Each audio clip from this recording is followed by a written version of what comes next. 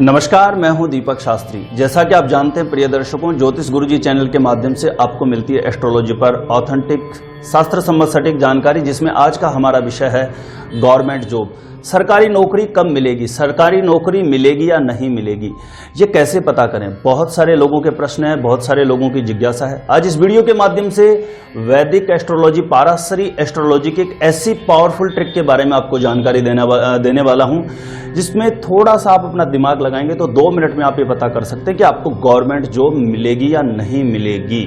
लाखों कुंडलियों में मैंने रिसर्च किया है इस सूत्र को, बहुत सारी कुंडलियों का मेरा अनुभव है, इस सूत्र को मैंने आजमा करके देखा है। जब ये कंडीशन बनेगी तो 101% आपको गवर्नमेंट जॉब मिलेगी ही मिलेगी, इसमें किसी भी प्रकार का कोई डाउट नहीं है। ये कंडीशन आप कैसे चेक करेंगे आपकी कुंडली के अंदर। एस्ट्रोलॉजी की भाषा वैसे तो बहुत क्लिष्ट है, लेकिन मैं बहुत सरल, सहज और साधारण तरीके से आपको बताने का प्रयास करूंगा। आप थोड़ा सा अपना दिमाग लगाइए तो आपको आसानी से पता चल जाएगा कि मेरी कुंडली के अंदर गवर्नमेंट जॉब की कंडीशन कितनी पावरफुल है, मुझे गवर्नमेंट जॉब कब लगेगी, मुझे गवर्नमेंट जॉब मिलेगी या नहीं मिलेगी। इस प्रश्न का जवाब आपको किसी ज्योतिषी के पास जाने की जरूरत नहीं है, आप घर बैठे आप स्वयं पता कर सकते हैं। तो आइए, जानकारी देने से पहले बता दूं, जो लोग भी चैनल पर नए जुड़ रहे हैं उन सभी से निवेदन है मेरे इस चैनल को सब्सक्राइब अवश्य करें, क्योंकि इस प्रकार की एस्ट्रोलॉजिकल हिसाब से जो भी ऑथेंटिक जानकारियां होती है वह मैं आपको हमेशा समय समय पर किसी ना किसी वीडियो के माध्यम से आपको देता रहता हूं। तो आइए विषय पर आते हैं। हमें कैसे पता करना है कि गवर्नमेंट जॉब मिलेगी या नहीं मिलेगी, सरकारी नौकरी कब लगेगी। बहुत सारे प्रश्न, ऐसे प्रश्न मेरे पास लगभग रोज कम से कम 40-50 प्रश्न ऐसे जरूर आते हैं। तो प्रिय दर्शकों, जैसा कि ये साइड में आपको कुंडली दिख रही है, इसे आप ध्यान से देखें। प्रथम भाव, द्वितीय भाव, तृतीय भाव, इसमें जो लिखा हुआ है, इसी प्रकार से हर एक कुंडली होती है। उसमें भाव का नाम लिखा हुआ नहीं रहता, लेकिन दुनिया की कोई भी कुंडली होगी उसमें ये भाव फिक्स रहते हैं। लेकिन इसमें जो लिखे हुए अंक हैं, जैसे 4 हैं प्रथम भाव में, द्वितीय भाव में 5 लिखा हुआ है, 4, 5, 6, 7, 8, ये 1 से 12 तक का जो अंक का सिस्टम बना हुआ है, ये किसी भी भाव में 1 से 12 तक का कोई भी अंक हो सकता है। और आपके इस प्रश्न का जवाब जानने के लिए यह बात आपको समझना बेहद जरूरी है। किसी भी भाव में, प्रथम भाव से लेकर के और द्वादश भाव तक, किसी भी भाव में 1 से लेकर 12 तक कोई भी अंक लिखा हुआ हो सकता है, और आपको यह पता होना चाहिए किस अंक का स्वामी कौन सा है। जब ये आपको पता लग जाएगा तो आपको पता लग जाएगा कि किस भाव का स्वामी कौन सा है। तो देखिए, किसी भी भाव में, जैसे इस कुंडली में प्रथम भाव में 4 का अंक लिखा हुआ है, तो यहां पे 1 से 12 तक कोई भी हो सकता था। तो 4 का अंक लिखा हुआ है, तो इस 4 के अंक के हिसाब से प्रथम भाव का स्वामी हो गया चंद्रमा। तो अब हम कैसे पता करें 1 से 12 तक कोई भी कहीं पे कोई अंक लिखा है, तो उसके माध्यम से कैसे पता करें कि किस अंक के हिसाब से इस अंक का स्वामी कौन सा होगा। देखिए, किसी भी भाव में यदि 1 अंक लिखा है तो उस भाव का स्वामी हो गया मंगल, 2 लिखा है तो शुक्र, 3 में बुध, 4 में चंद्रमा, 5 में सूर्य, 6 में बुध, 7 में शुक्र, 8 में मंगल, और 9 में बृहस्पति, 10 में शनि, 11 में शनि और 12 में बृहस्पति। तो हमें ये पता लग जाएगा, किसी भी भाव में ये अंक लिखा हुआ है तो आपको ये आसानी से पता लग जाएगा कि इस भाव का स्वामी ये है। तो प्रिय दर्शकों, ये फॉर्मूला जानने के लिए इतना समझना आपको बेहद जरूरी है कि किस भाव का स्वामी कौन सा है। तो ये मैंने आपको बताया, इस आधार पर आप आसानी से पता कर लेंगे।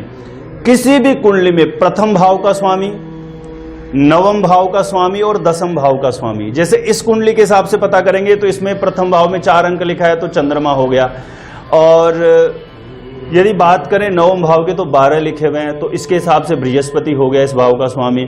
और बात करें दशम भाव की तो यहां पर 1 लिखा हुआ है, इसके हिसाब से इस भाव का स्वामी हो गया मंगल। तो किसी भी कुंडली में प्रथम भाव, नवम भाव और दसम भाव का स्वामी आपस में संबंध करे, आपस में एक जगह प्रथम भाव में, चतुर्थ भाव में, सप्तम में, दसम में, नवम में कहीं पर भी बैठ जाते हैं, तो ये एस्ट्रोलॉजिकल हिसाब से बहुत पावरफुल कंडीशन बनती है राजकीय सेवा में जाने के लिए, प्रशासनिक सेवाओं में जाने के लिए। ये ग्रह बाउंड हो जाते हैं व्यक्ति को सरकारी नौकरी देने के लिए, और ये युति बन रही हो और हमें ये ज्ञात करना है कि कब लगेगी। तो किसी भी प्रकार से इन ग्रहों की महादशा, अंतरदशा या प्रत्यंतर दशा आ जाए और ये दशाएं कुंडली के पीछे लिखी रहती है, तो आप आसानी से पता कर सकते हैं अपनी कुंडली में कि अभी मुझे किस ग्रह की महादशा चल रही है, किस ग्रह की अंतरदशा चलती है। यदि ये तीनों ग्रहों के स्वामी एक जगह नहीं बैठे, फिर भी यदि किसी भी प्रकार से यदि नवम भाव का स्वामी और दसम भाव का स्वामी आपस में एक जगह बैठ जाए, या नवम भाव का स्वामी दसम में बैठ जाए और दसम का स्वामी नवम में बैठ जाए, तो इस स्थिति में भी पावरफुल कंडीशन बनेगी आपको राजकीय सेवाओं में जाने के लिए। ऐसी स्थिति में पावरफुल योग जनरेट हो जाता है आपकी कुंडली में, और ये कंडीशन आपको राजकीय सेवा में 101% जरूर लेकर के जाती है। तो प्रिय दर्शकों, ये आसानी से मैंने बहुत सरल सहज तरीके से आपको बताया है। एस्ट्रोलॉजिकल उस हिसाब से मैं यदि भाषा में आपको समझाता तो शायद आपको समझ में नहीं आता, लेकिन बहुत साधारण तरीके से आप स्वयं अपनी कुंडली लेकर के बैठ जाएं और इस वीडियो को देखते हुए आप समझें, आपको समझ में आ जाएगा। आपको सिर्फ इतना ही समझना है, प्रथम भाव का स्वामी कौन सा है, नवम का कौन सा है और दशम भाव का स्वामी कौन सा है। जैसे इस कुंडली के हिसाब से हम बात करेंगे तो प्रथम का चंद्रमा हो गया, और नवम का हो गया बृहस्पति, और दशम का हो गया यहां पर मंगल। लेकिन अंक किसी भी कुंडली के बदलते रहते हैं, तो आपकी कुंडली में ये अलग अलग स्वामी हो सकते हैं। तो इतना यदि आपको पता चल गया तो आपको ये जरूर पता चल जाएगा कि मेरी कुंडली में राजयोग कारक स्थिति बनी हुई है या नहीं बनी हुई है। और ये कंडीशन एक ऐसी कंडीशन है जो एस्ट्रोलॉजिकल हिसाब से बहुत पावरफुल कंडीशन है प्रिय दर्शकों। और भी बहुत सारे सूत्र हैं जिनके माध्यम से पता लगता है कि आप राजकीय सेवाओं में जाएंगे या नहीं जाएंगे, लेकिन ये कंडीशन यदि कुंडली के अंदर बनी है तो 101% आपको गवर्नमेंट जॉब मिलेगी ही मिलेगी। तो उम्मीद करता हूं प्रिय दर्शकों, मैंने बहुत सहज, सरल और साधारण तरीके से आपको समझाने का प्रयास करा है, तो आपको जरूर समझ में आ गया होगा। फिर भी यदि आपको कोई समझने में प्रॉब्लम होती है तो आप मेरी हेल्प ले सकते हैं। जो लोग भी चैनल पर नए आए हैं और नए लोग जो भी मेरे इस वीडियो को देख रहे हैं, उन सभी से अनुरोध है कि मेरे इस चैनल को सब्सक्राइब अवश्य करके रखें, क्योंकि इस चैनल के माध्यम से आपको आपके जीवन से जुड़ी हुई किसी भी प्रकार की कोई प्रॉब्लम्स है तो उसके समाधान में मैं कोई ना कोई वीडियो लेकर के आपके समक्ष हमेशा उपस्थित रहता हूं। आज के वीडियो में इतना ही। बहुत बहुत धन्यवाद।